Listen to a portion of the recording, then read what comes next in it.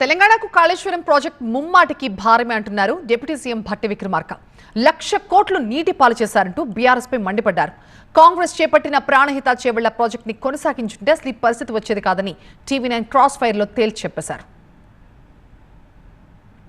కాళేశ్వరం అనేది తెలంగాణకి యూజ్ అవుతుందా, యూజ్ అవుదా? హోటల్ మేనేజ్మెంట్లో గ్లోబల్ కెరియర్ ప్లాన్ చేస్తున్నారా?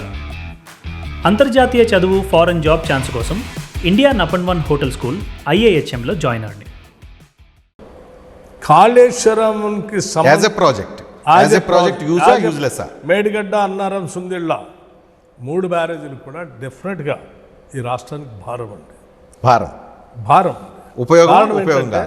కారణం ఏంటంటే it is a relativity theory. దీనికంటే బెటర్ అవకాశం ఉన్నటువంటి ప్రాంతాన్ని వదిలేసి 152 మీటర్స్లో మీకు కట్టుకోవటానికి ఆడ అవకాశం ఉంది.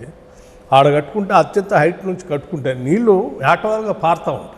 దాన్ని వదిలేసి నేను రివర్స్ పంప్ చేస్తా అని తీసుకొచ్చి ఆడేదో కేవలం 38,000 కోట్లతో అయ్యేదాన్ని తీసుకొచ్చి ఇక్కడ 1,25,000 కోట్లు పెంచి పంప్ చేసుకుంటూ తీసుకొని పోతే ఏమవుతా ఉంది?